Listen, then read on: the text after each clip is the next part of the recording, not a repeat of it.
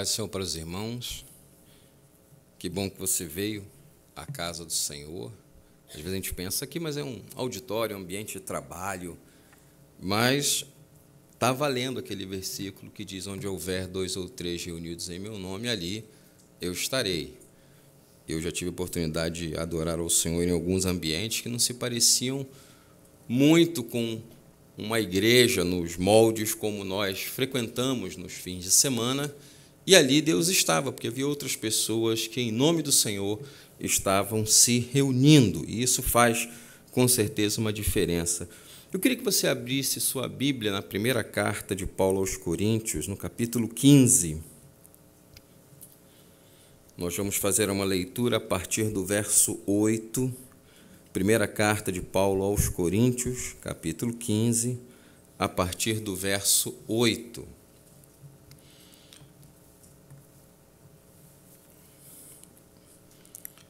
Diz assim a palavra do Senhor: e por último de todos me apareceu também a mim como a um abortivo, porque eu sou o menor dos apóstolos, que não sou digno de ser chamado apóstolo, pois que persegui a igreja de Deus. Mas, pela graça de Deus, sou o que sou, e a sua graça para comigo não foi vã. Antes, trabalhei muito mais do que todos eles. Todavia, não eu, mas a graça de Deus que está comigo.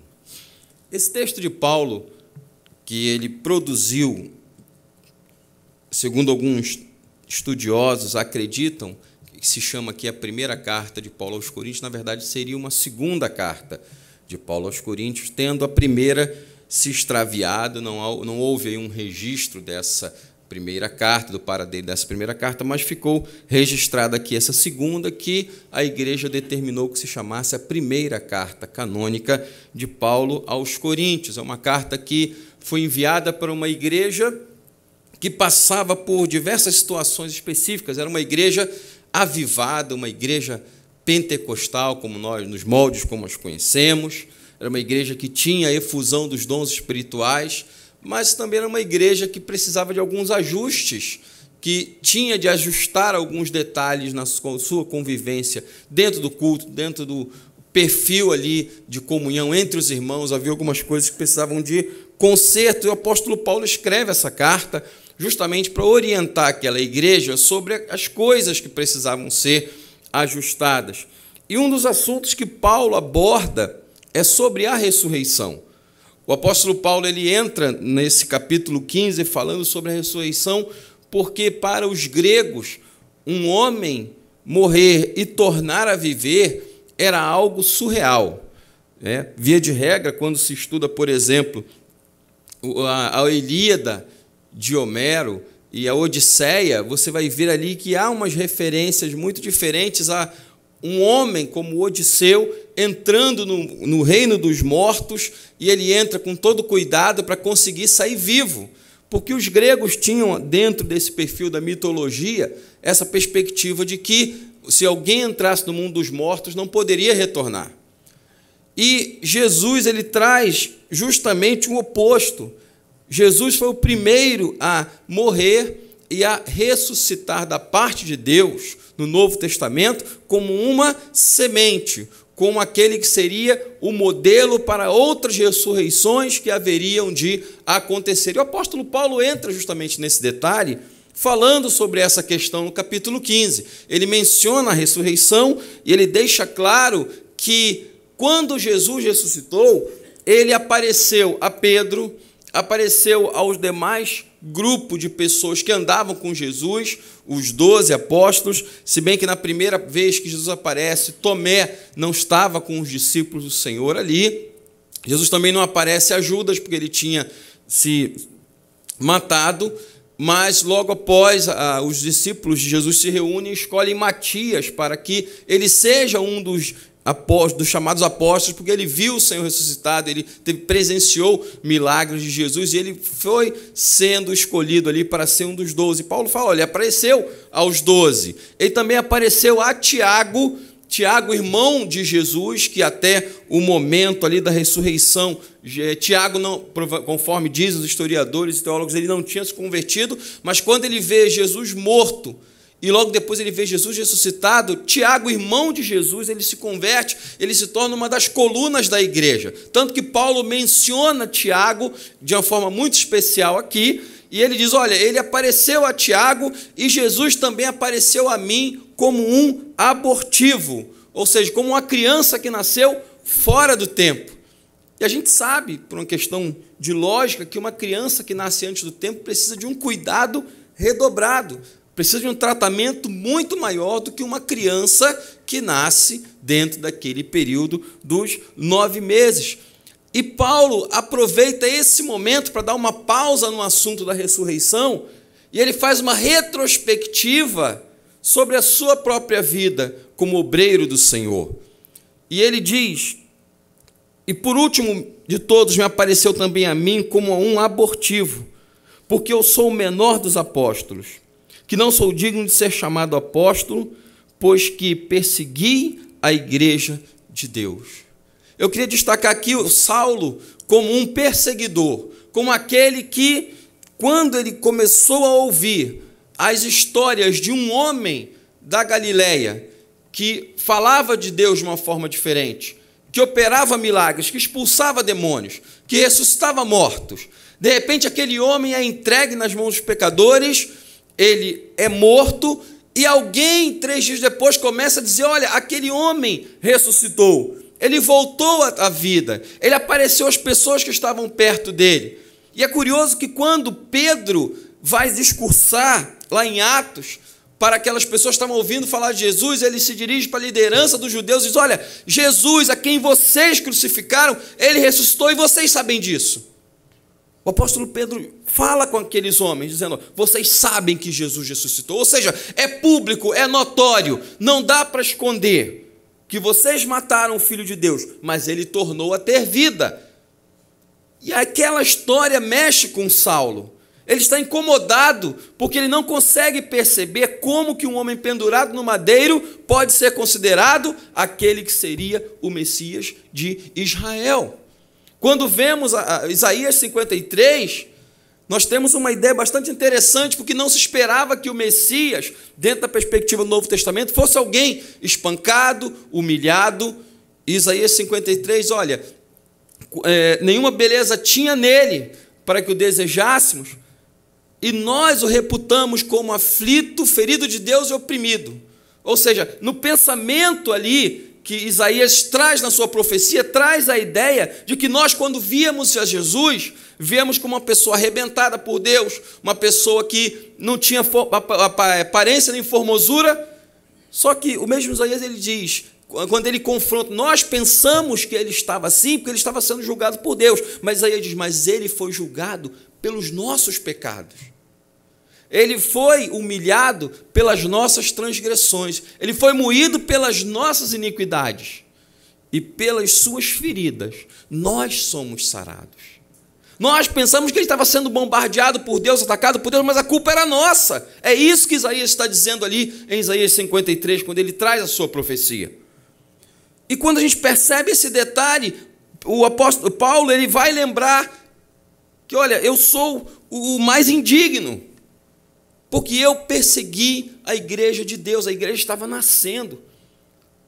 120 pessoas foram cheias do Espírito Santo no cenáculo, falaram em línguas, foram para o lado de fora. Pedro fez um discurso, fez sua primeira pregação, pelo menos quase 3.000 pessoas aceitaram a Jesus. Isso chamou a atenção ali em Jerusalém. Aqueles que eram seguidores do caminho começaram a causar um alvoroço. E Paulo, naquela época, então, Saulo, ele vai perseguir a igreja do Senhor. Quando ele via alguém que se dizia seguidor do caminho, ele queria prender aquela pessoa, ele queria humilhar aquela pessoa. A Bíblia deixa claro que o primeiro mártir da história da igreja foi um diácono, Estevão, um homem cheio do Espírito Santo, uma pessoa a quem os líderes de Israel não conseguiam resistir, dada a sabedoria de Deus, que Deus falava sobre ele ali.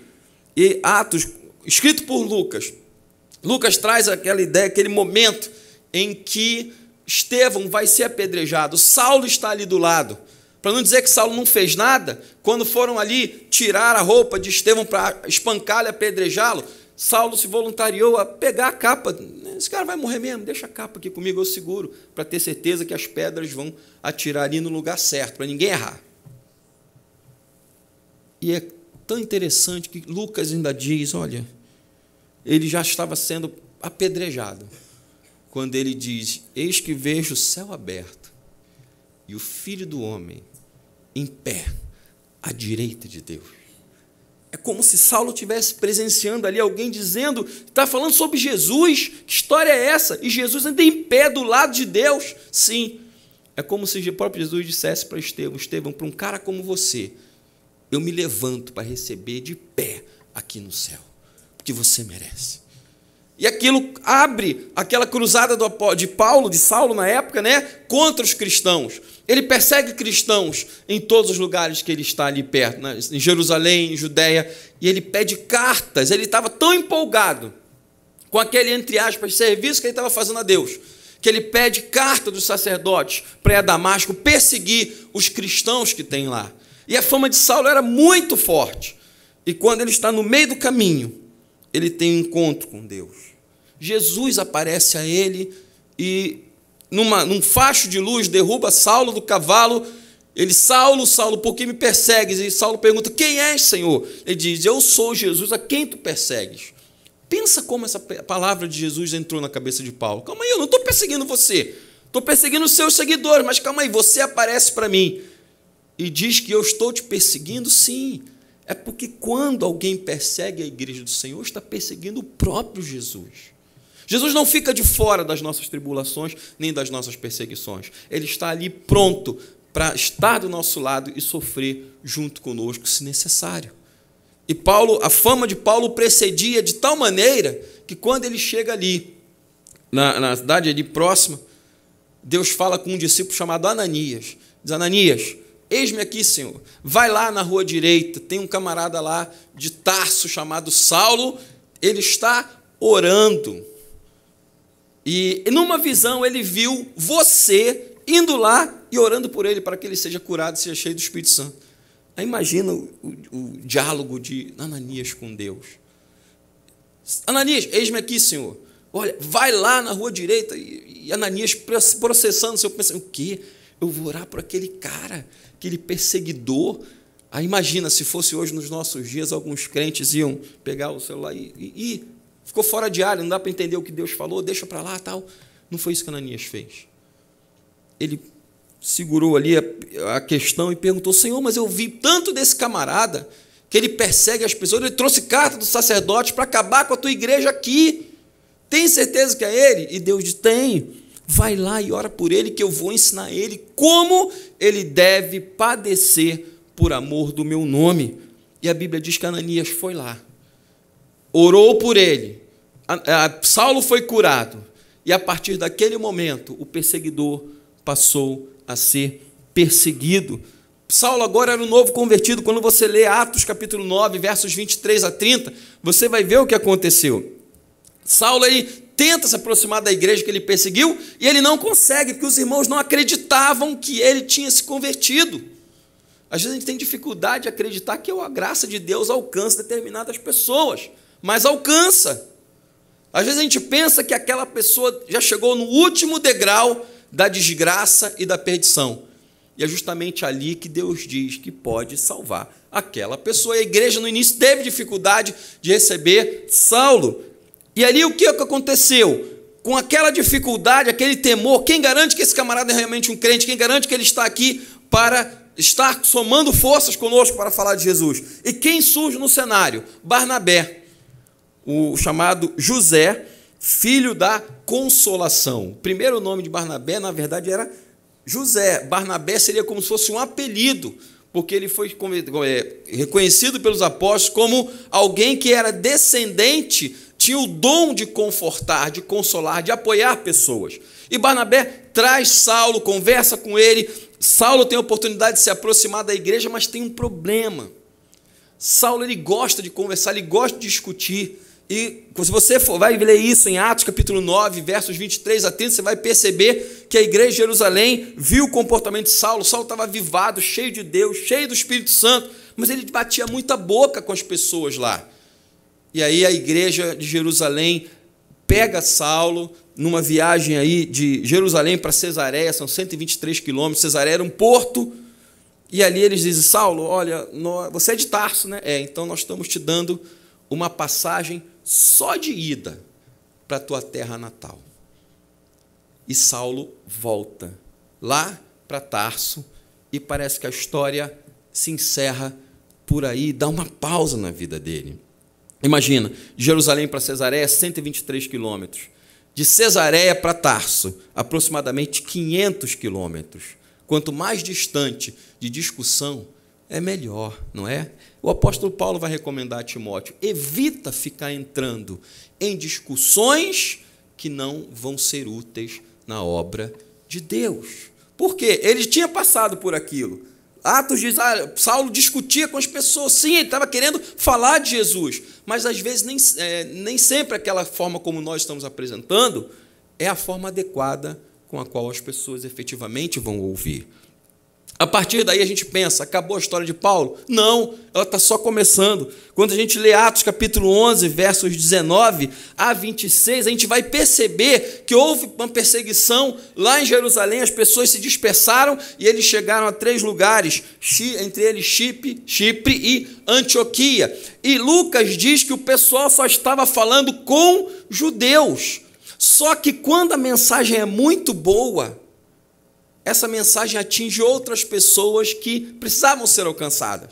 E a Bíblia diz que um grupo de pessoas que saiu de Chipre e foi a Antioquia começaram a falar com os gentios, e os gentios começaram a aceitar a Jesus.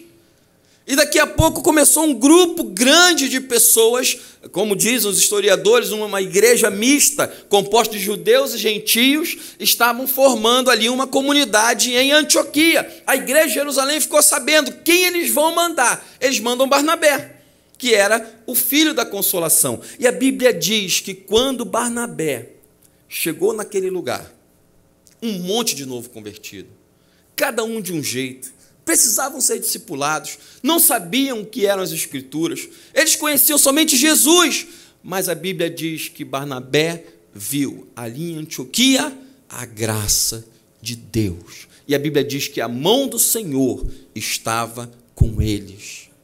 Você vai perceber que quando a graça de Deus está com a gente, a mão de Deus também acompanha a sua graça. Às vezes nós pensamos que estamos fazendo alguma coisa para o Senhor e o crescimento que está acontecendo é porque nós fizemos alguma coisa acontecer, quando na verdade a mão de Deus é que está fazendo com que aquilo que nós pretendemos fazer seja realmente alcançado. E ainda em Atos capítulo 11, 19 a 26, o texto diz que Barnabé, lá em Antioquia, viajou para Tarso e foi buscar quem? Saulo. Aquele Saulo que a igreja de Jerusalém mandou com passagem só de ida para casa. Barnabé vai lá e chama Saulo, e a Bíblia diz que eles passaram um ano inteiro em Antioquia ensinando e falando acerca de Jesus para aqueles homens. Só que a história de Paulo não para por aí. Ele, a partir daí, lá em Antioquia, Deus diz, olha, separem a Barnabé e a Saulo para a obra que os tenho chamado. E Saulo, ele vai com Barnabé para a primeira viagem missionária. Logo depois tem uma segunda viagem missionária que ele faz com outro grupo de pessoas, e há uma terceira viagem missionária também. Aquele que estava em casa, descartado talvez, do grupo da igreja de Jerusalém, foi para Antioquia ajudar a ensinar, ajudar a pastorear, e ele foi escolhido para ser um missionário e poder andar no mundo grego, falando sobre Jesus, falando sobre aquilo que Jesus tinha feito. Eu estou fazendo uma retrospectiva daquilo que Paulo está falando. Só que, justamente nesse momento, o apóstolo Paulo, quando escreve aos Coríntios, ele diz, olha, eu sou o menor dos apóstolos. Na verdade, eu nem podia ser chamado de apóstolo, porque eu persegui a igreja de Deus. Ele olha para trás e diz, quando a igreja estava crescendo, eu quis matá-la. Quantas mulheres eu arrastei presas para blasfemar contra o nome do Senhor? Quantas crianças eu deixei órfãos porque eu levei para matar o pai deles? Quantas vezes eu fiz o possível para que as pessoas que estavam na igreja se escondessem de mim? Eu não podia ser chamado apóstolo, porque no meu histórico não é a oitava maravilha do mundo. E o texto ainda vai mais pesado, porque no grego nós temos duas palavras que trazem a ideia de diminutivo. Nós temos a palavra mikros, que é pequeno. E nós também temos uma outra palavra chamada elakistos. Essa elakistos, alguns gramáticos entendem como sendo um superlativo de diminuição. Então, micro é pequeno, elakistos é o menor. Paulo não diz nem sequer que ele é pequeno entre os apóstolos. Ele diz, eu sou o menor, eu sou menos que o pequeno. Por quê? Porque ele perseguiu a igreja do Senhor. Ele fez o possível para destruir uma igreja que estava nascendo. Mas aí no verso 10 ele diz, mas pela graça de Deus sou o que sou. Novamente eu recorro aqui à língua grega. Paulo usa um artigo chamado ró, e não rós, porque o artigo ró traz a ideia de algo que está se referindo a uma coisa, e rós traz a ideia de estar se referindo a uma pessoa, e no grego ele diz, olha, eu sou o que sou, ele usa a expressão ró, que é uma forma de trazer a ideia de que não está se tratando de uma pessoa, mas de uma coisa. Ele não se coloca como alguém que é superior aos outros. Ele não diz, olha com quem você está falando. Ele diz, olha, pela graça de Deus, eu sou o que sou. Ele não diz, eu sou quem sou. Ele não diz, eu sou o apóstolo dos gentios. Ele não diz, eu sou o que está escrevendo essa carta. Ele não diz, eu sou quem Deus escolheu lá do ventre da sua mãe. Ele diz, eu sou o que sou. Ele nem se considera como alguém que seja efetivamente a melhor das pessoas para estar fazendo aquilo que Deus ordenou. Mas ele diz, pela graça de Deus, eu sou o que sou. E ele continua no verso 10 dizendo, e a sua graça comigo não foi vã. Observe que a graça de Deus na nossa vida, ela vem de Deus, mas a responsabilidade de fazer com que a graça esteja valendo na minha vida e na sua vida é minha responsabilidade e sua responsabilidade. Deus manda a sua graça? Manda. Mas cabe a mim e cabe a você fazer com que a graça de Deus não seja inútil na nossa vida. Imagine você que já teve talvez a oportunidade de adorar ao Senhor, servir ao Senhor, fazer grandes coisas para o Senhor, e você enterra seu talento, deixa de lado, você despreza a chamada que Deus tem para a sua vida. A graça de Deus talvez na sua vida esteja sendo vã, porque você não está utilizando a oportunidade que Deus está te dando para fazer com que a vontade dele seja feita da melhor forma possível. Deus dá graça? Dá. Mas essa graça pode se tornar vã quando eu deixo de cumprir aquilo para o qual eu fui chamado a trabalhar. Qual é a minha vocação? Qual é a tua vocação? O que Deus fez através de você? O que você sabe que Deus pretende fazer na sua vida? É justamente isso que Paulo está dizendo. Olha, pela graça de Deus eu sou o que sou. E a graça de Deus na minha vida não foi inútil. Deus não mandou a graça dele na minha vida à toa. E ele diz, olha, pelo contrário. Quando ele faz a retrospectiva, ele diz, eu trabalhei mais do que todos os apóstolos. Aí alguém pode pensar, mas será que Paulo não estava sendo arrogante? Não, ele estava falando o histórico dele. Pensa comigo, 16 cidades que Paulo evangelizou, fora os naufrágios e surras que ele tomou, prisões e tribulações sem conta. Pense comigo, mais de 20 anos fazendo missões, tirando dinheiro do seu próprio bolso. Pensa comigo, tempo para você produzir 13 livros que foram considerados como canônicos. Pensa também em centenas de horas ensinando e ajudando a fundar igrejas, evangelizando pessoas, ensinando sobre Jesus, falando sobre o batismo com o Espírito Santo, incentivando as pessoas a usarem os dons espirituais, escrevendo para motivar a igreja, escrevendo para motivar pastores. Tudo isso foi trabalho de Paulo. E ele diz, eu trabalhei mais do que todos eles. E Paulo encerra dizendo, não eu, mas a graça de Deus que está em mim. Às vezes a gente pensa que tudo aquilo que a gente fez foi mérito próprio. Foi porque você estudou, foi porque você se esforçou, foi porque você se especializou, foi porque você tem mais tempo de empresa, porque você tem mais tempo de igreja, ou porque, enfim, é natural que a gente se esqueça de que tudo que nós conseguimos fazer é fruto, não do nosso mérito pessoal, porque mérito nós não temos, mas é fruto da graça de Deus na nossa vida. Isso significa, então, que quando estamos trabalhando para o Senhor, não estamos trabalhando sozinhos. Quando trabalhamos para o Senhor e obtemos algum resultado, esse resultado não é fruto do esforço pessoal, mas da graça do Senhor na nossa vida. Vale o talento? Vale. Deus não despreza o talento que nós temos, mas Ele te chama a atenção. Não ache que você está conseguindo trabalhar para mim pelo seu próprio mérito. E sim, saiba que a graça de Deus é que faz com que você consiga fazer aquilo que você está conseguindo fazer na obra do Senhor. Por que Paulo diz isso? Que às vezes a gente se acha a oitava maravilha do mundo. Às vezes nós achamos que nós somos referência. Às vezes nós imaginamos que se Deus não nos usar, ninguém mais vai ser usado. Se não for do meu jeito, Deus não vai fazer. Eu queria te dizer, varoa, que o reino de Deus vai bem sem você também. Que você pode ser usado por Deus? Pode. Mas que se você não quiser ser usado, Deus vai usar outra pessoa no teu lugar. Às vezes a gente pensa igual Elias, né? Quando ele fugiu de Jezabel, ficou lá escondido na caverna e pediu para morrer. Pede para ir embora, como a gente costuma brincar. E ali ele diz: Senhor, me mata porque eu não sou melhor do que meus pais.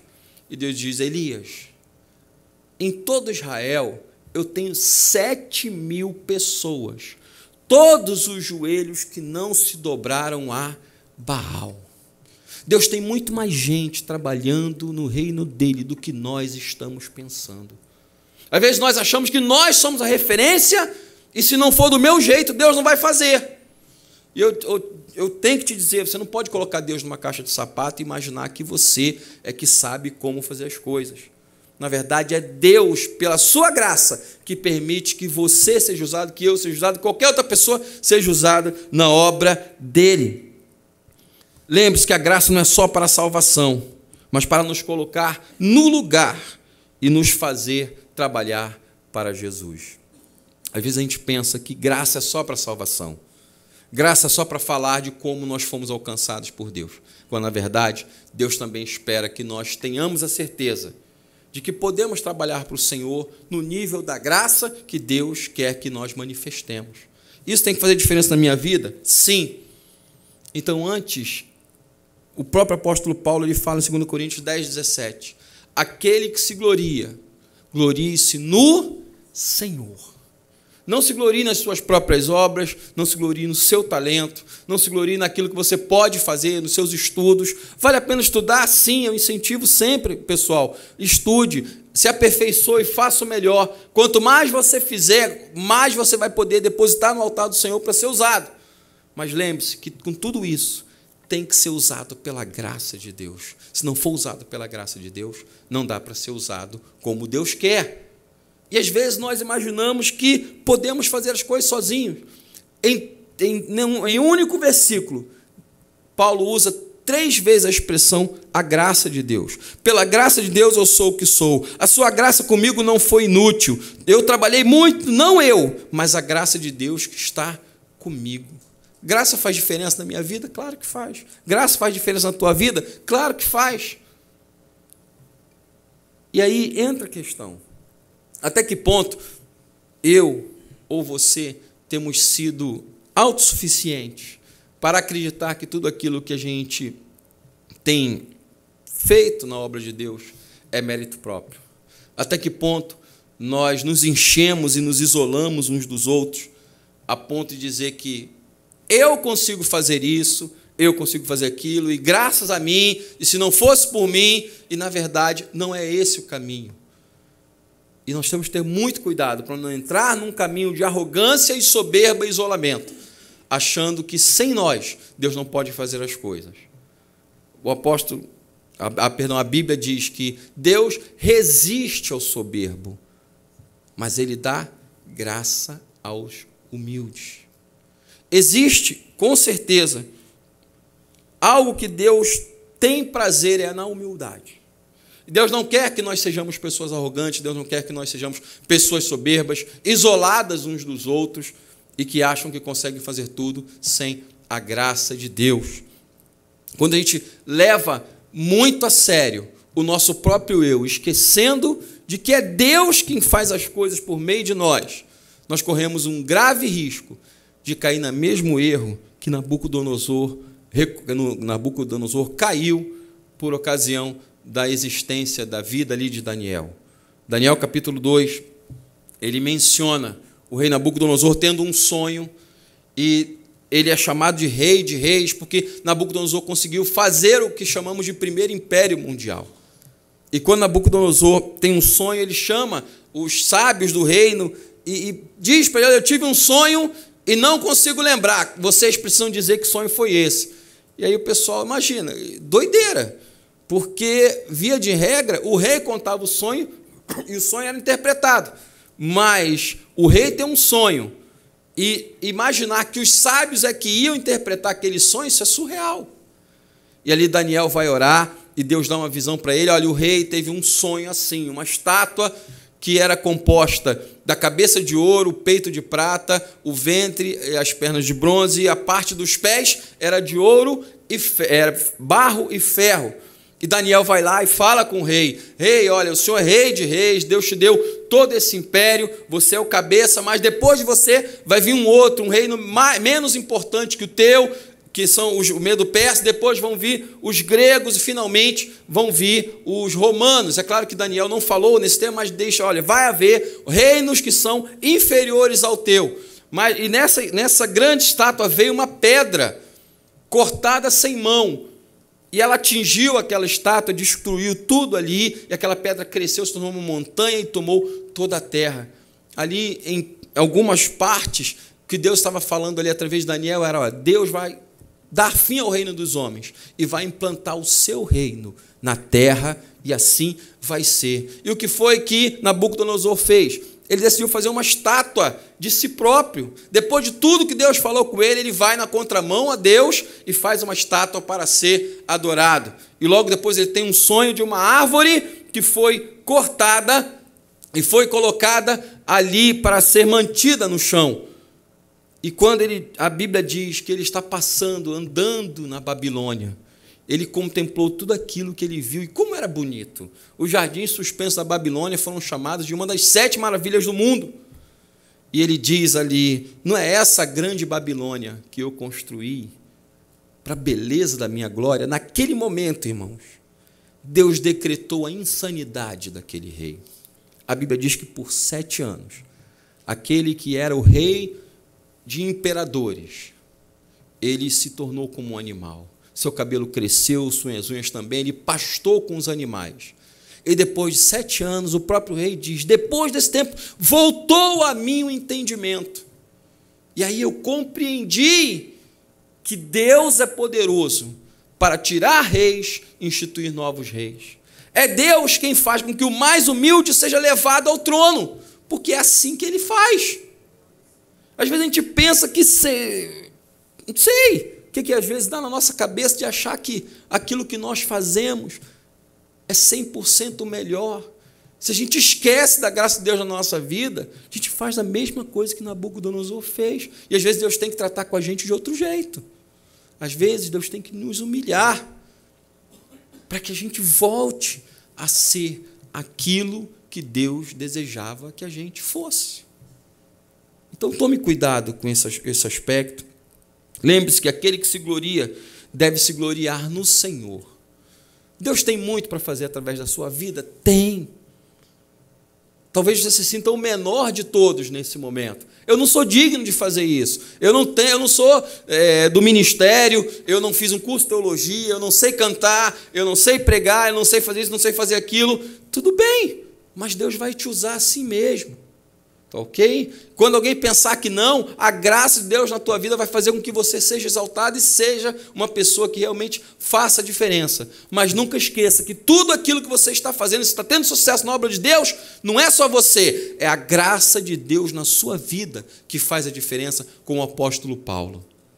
Segunda coisa, não jogue a graça de Deus fora. Não jogue no lixo a oportunidade que Deus está te dando para fazer diferença. O apóstolo Paulo ele diz, olha, pela graça de Deus eu sou o que sou, e a sua graça comigo não foi vã. Antes, trabalhei mais do que todos eles. Você tem a oportunidade de trabalhar para o Senhor, de fazer a diferença.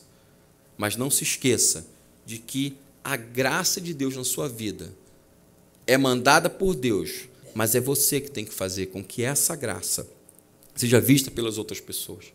É você que tem que fazer com que a graça de Deus seja redirecionada para coisas que você pode fazer e que vão agradar efetivamente a Deus. E, finalmente, lembre-se de que, no final da corrida, tudo que você fez, você tem que se lembrar de que foi Deus que permitiu que você fizesse. Foi Deus quem permitiu que você fosse chamado para estar aqui. Foi Deus que permitiu que você estudasse e colocasse o seu talento para estar servindo ao Senhor aqui na CPAD. É Deus que te dá o talento, a sabedoria para servir e adorar o Senhor na igreja que Ele colocou você para servir. E aqui vai uma palavra, ame a igreja. Agora, há pouco lançamos um livro do Tom Rainer chamado Eu Sou Membro de Igreja. Frequente sua igreja, não deixe de frequentar. Seja útil na casa do Senhor. Mas nunca se esqueça de que tudo aquilo que você consegue fazer, não é pelos seus méritos, pelos seus talentos, pela sua experiência, pelo seu estudo.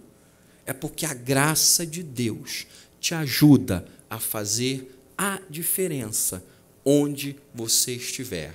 Mas para que a graça de Deus faça diferença na sua vida, você tem que se apropriar dessa palavra. A graça de Deus na minha vida não foi vã. Por isso eu trabalhei mais do que todos eles. Não jogue as oportunidades que Deus está te dando fora. Deus te deu uma nova vida, aproveite essa vida para servir ao Senhor. Deus te deu recursos, aproveite essa graça de Deus para plantar sementes e ver como o reino de Deus pode ser abençoado. Eu falei aqui, Paulo viajou durante mais de 20 anos, tirando dinheiro do próprio bolso para fazer a obra de Deus. Traga os teus talentos para o reino de Deus. Deixe os teus talentos no altar do Senhor. E você vai ver como a graça de Deus vai fazer diferença na tua vida. Talvez nesse momento você esteja se dizendo, eu sou um abortivo. Deve ter havido lá um erro de logística celeste e a chamada que era para uma pessoa caiu na minha mão. Deus não erra. Deus escolhe pessoas em determinadas posições para fazer determinadas obras. Não tem erro de logística celeste no céu. Quando a gente pensa que não dá para fazer, Deus diz, dá. Mas lembre-se, é pela graça.